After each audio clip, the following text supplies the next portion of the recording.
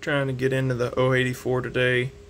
The that hose nipple for that carburetor is in pretty rough shape, or well, it's older than me and it's plastic, so I'm afraid of breaking it. So what I did is I cut the fuel hose with a hobby knife to push it off of there, so it's not, I mean, you can see a little like stress fractures in that plastic.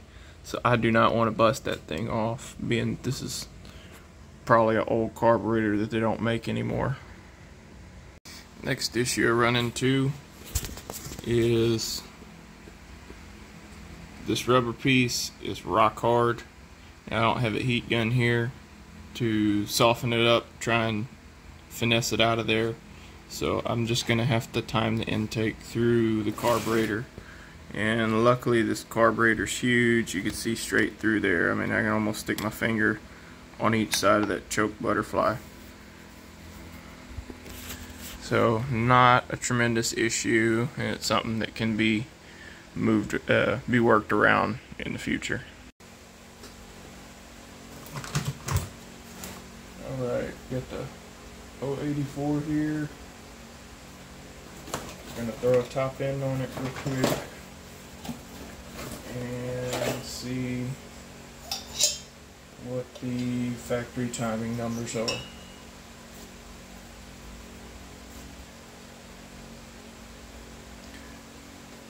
That's a pretty big piston for a chainsaw.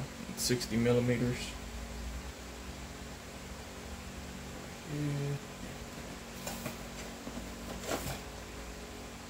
Might need to wipe this old gasket down a little bit.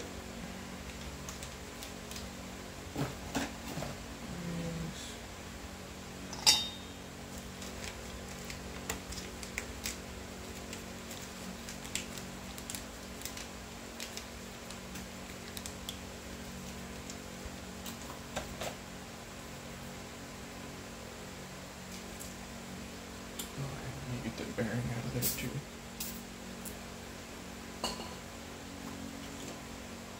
Oh. Didn't ship with the bearing. So I'm guessing on Stihl you're going to have to order your wrist pin bearing separate. This one is in bad shape, but on a fresh build like this, I prefer to use new bearings and everything. So, we'll clean this one up.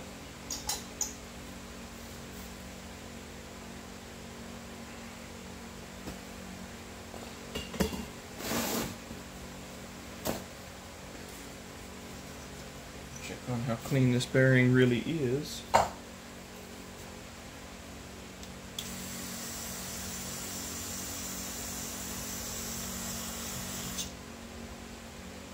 And it was actually pretty clean, it appears.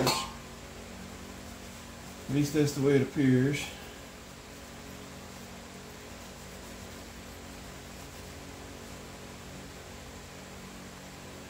A little spritz of oil on it. This isn't two-stroke oil, this is just penetrating oil.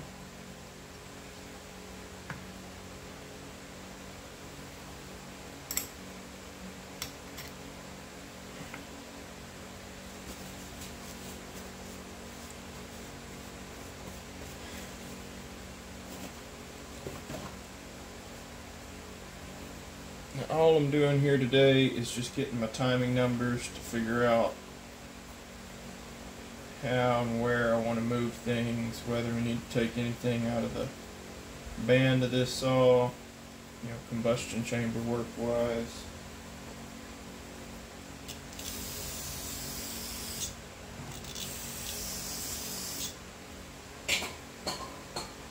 Check the squish measurement with a piece of solder and some calipers.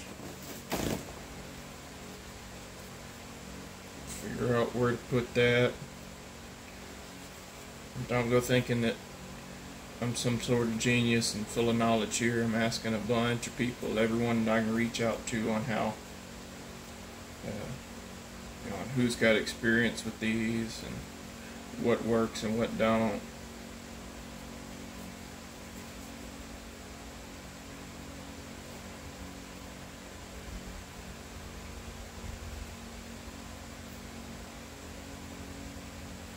And I'm not going to reuse this gasket when the saw goes back together. This is just the one that was in it. So that should give me a decent idea of the compressed height of the new gasket.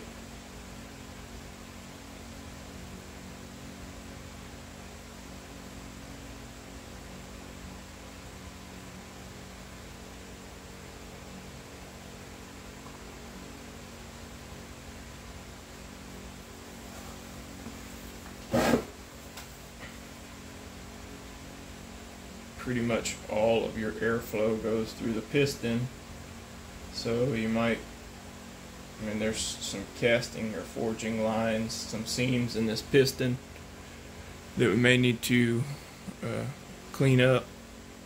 See if it'll, don't 100% know how much difference that makes, but I imagine it would help it a little bit.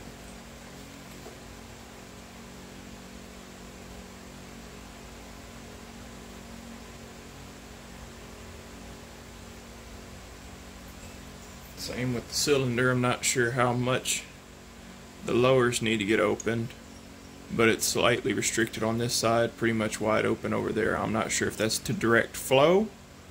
I mean, this thing is going to get assembled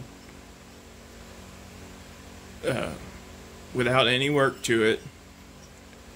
Make sure that it's running great before I actually tear into it, start trying to get more power out of it.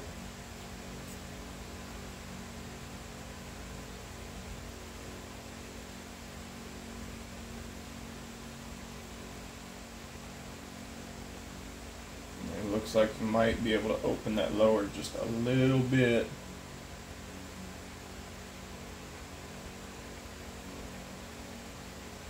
Similar to what the other side is, without hurting the way everything flows too bad. Anyway, I need to quit babbling and start putting this together. Alright, wrist pin moves through there pretty freely. That's good.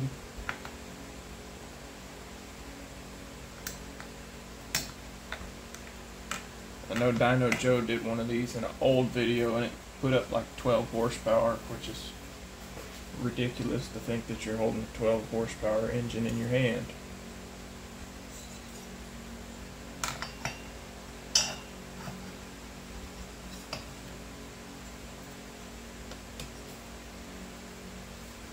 Now I'm forgetting something. These bolts go on prior to the cylinder.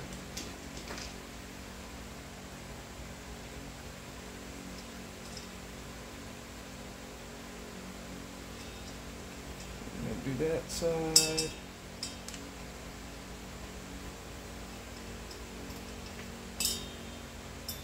That side.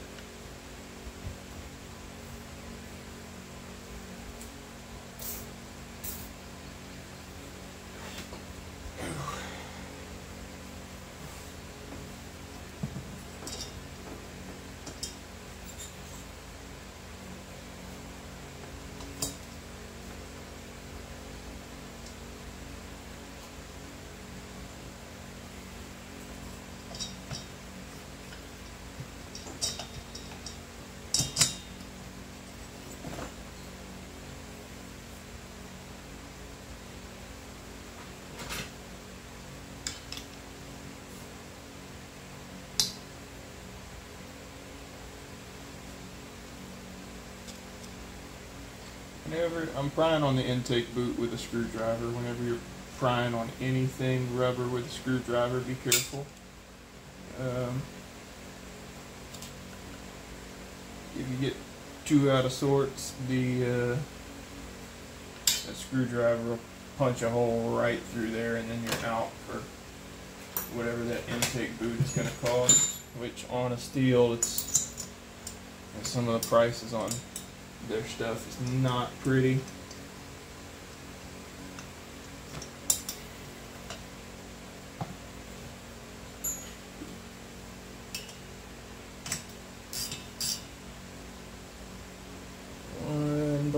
started.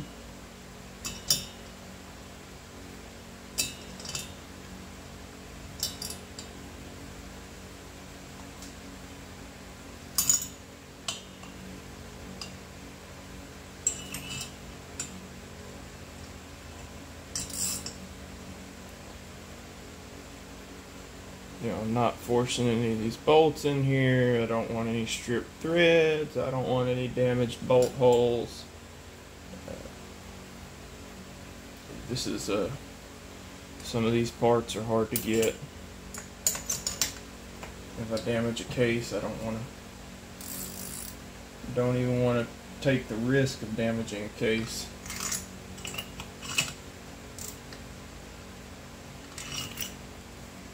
Prior to it getting run, I'm going to vacuum test it and make sure the whole thing is holding air.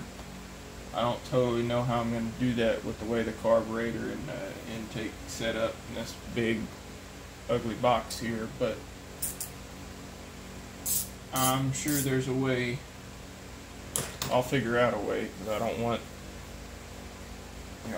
anything to crater on this machine. These are really cool. You don't get to see 100, unless you own one, you don't get to see 120 cc saw every day.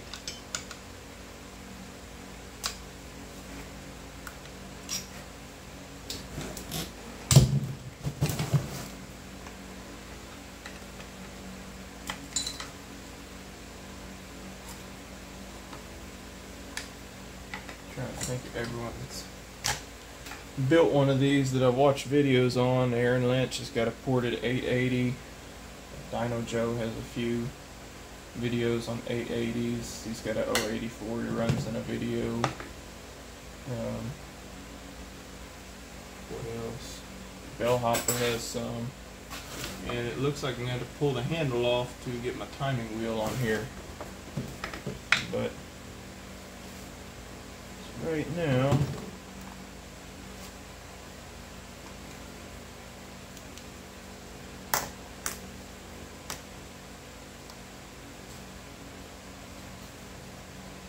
you can see the piston. See the skirt of the piston stopping on the floor of the intake.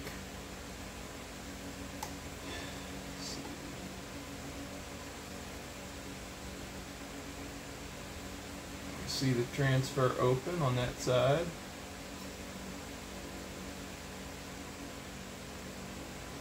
See the exhaust.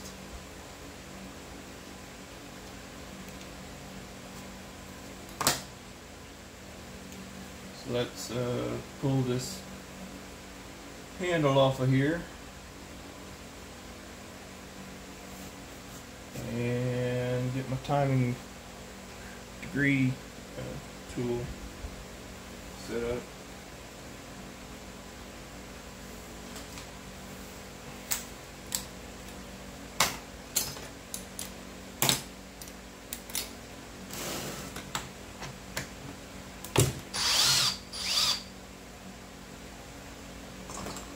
The nice thing about having dead cylinders, you use it as a parts tray.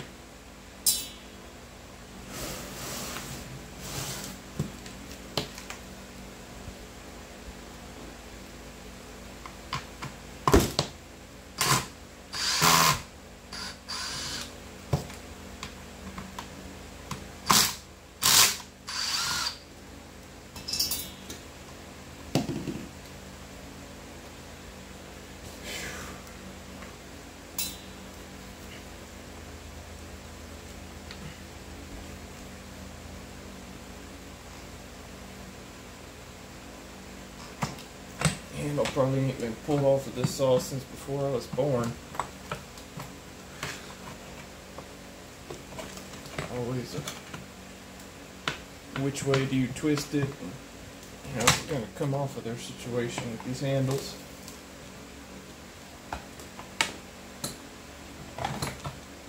There we go. Oh, 84 full wrap handle. Someone wanted to buy one of those brand new, probably cost half of what I'm making a week.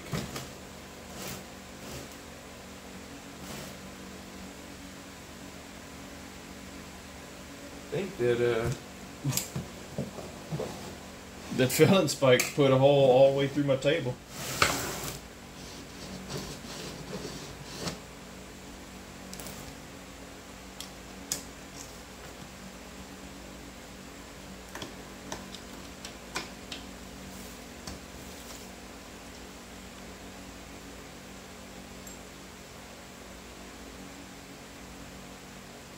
.404 7-tooth.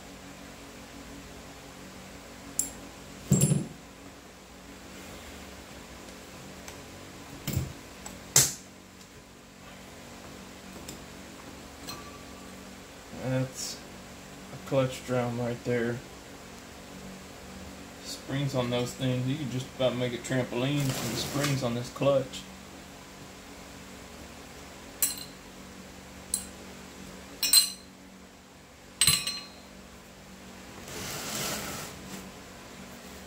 Anyway, I gotta go get my notebook, write all these numbers down. Okay. Center at my. Oh, that may be too big for. Just big enough for my chuck, my degree.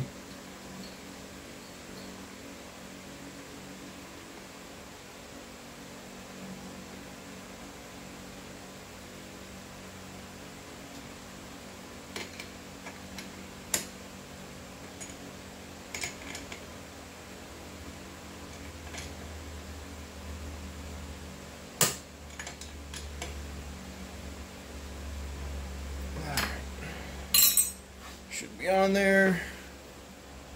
Let me pause, y'all. I'm gonna go get my notebook. Okay, I'm back. Got a 0 on my gauge. Do that by looking through the intake. Crap over this side.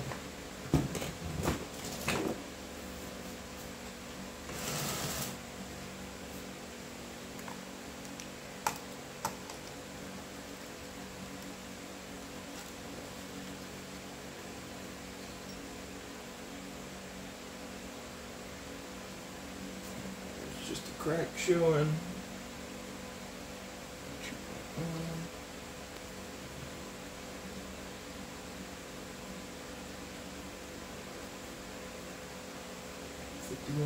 .7, so 51, 31, split it, reset this, get like 15.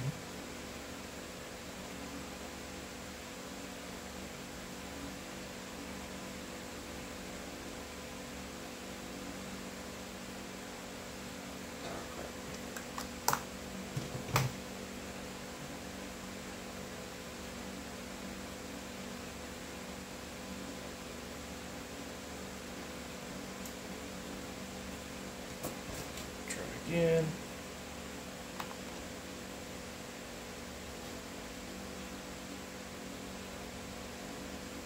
Just put a crack showing there, read 66.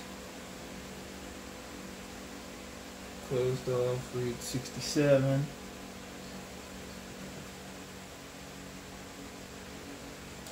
A crack, read 66. Closed off is 67.6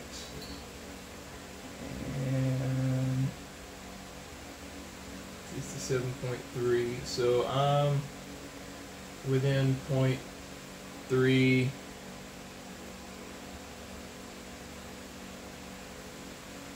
I'm pretty close. 67.5. So 67. I'll call the intake 67.5.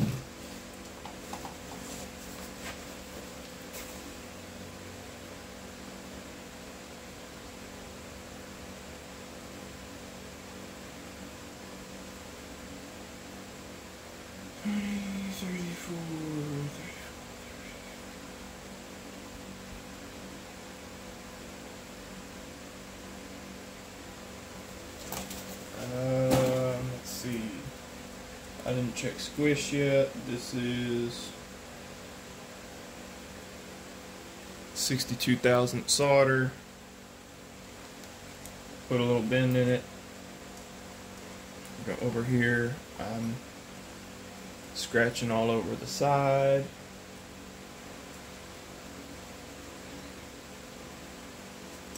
Actually, I'm going to put less of a bend in it. I can't check it that way because I'm in the decomp hole.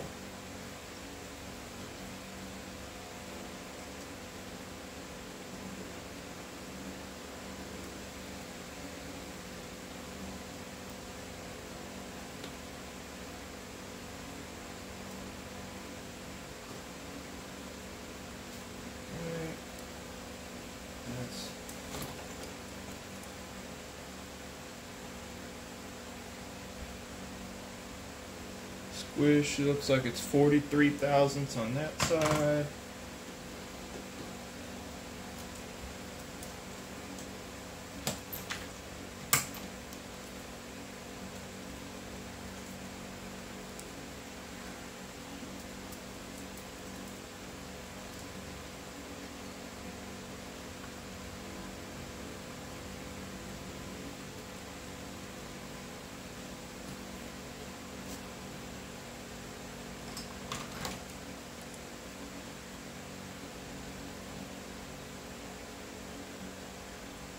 .42 on the other. When you measure squish, you want to err on the side of caution. I'm going to call it 42 because that was a tight spot. I'm not going to check front or back because this piston's so big it's probably going to rock a lot. 42 thousandths on the squish.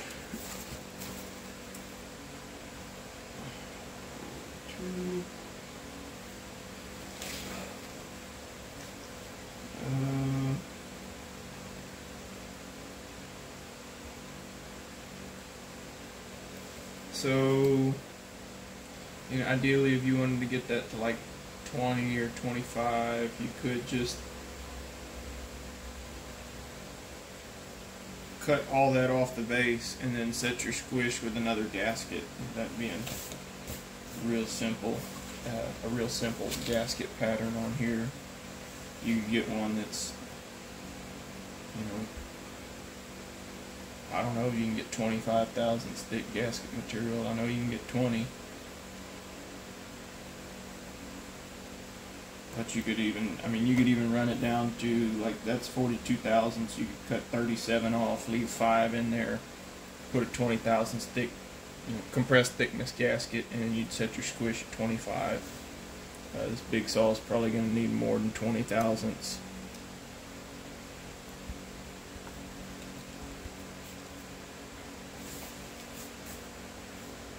Now we got time exhaust transfers.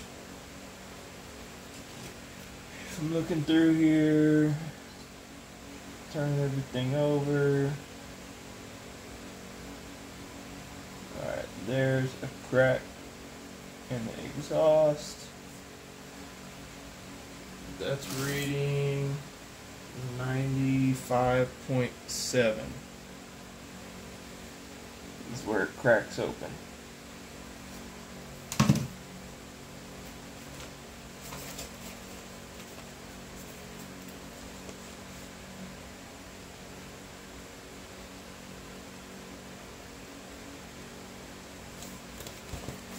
If we're going by ray of light, probably going to have to turn that other one off. And let's read the transfers before I go spinning this all around.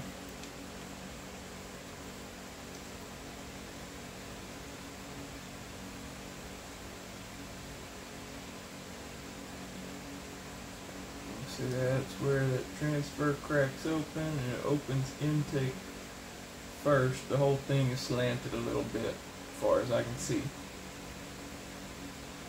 But I call it there.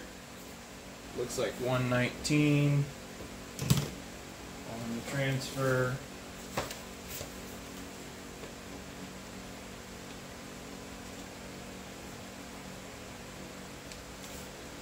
go back to this exhaust and read it at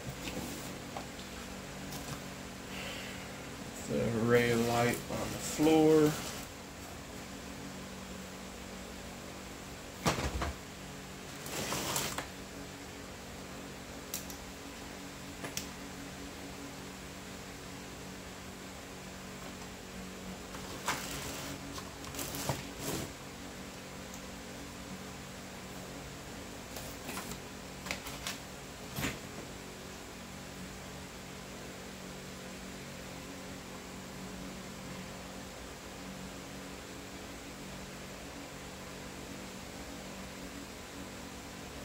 That's ray light.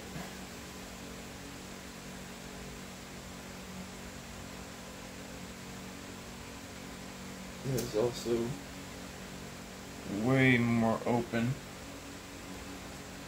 than I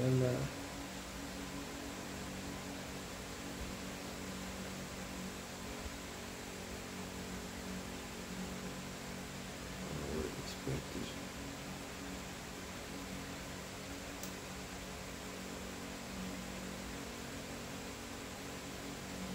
We're going the full width of the exhaust. It's like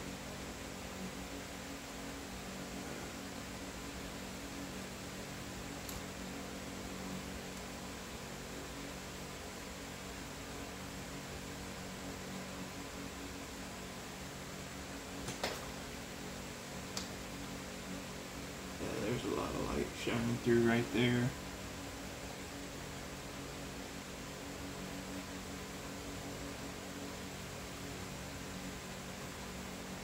Open a lot, 96. I'm gonna call it a 96.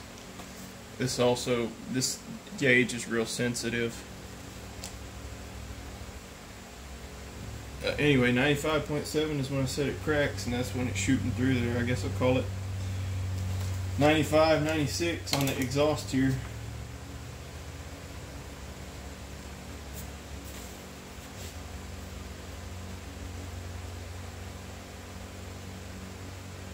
So, got my numbers.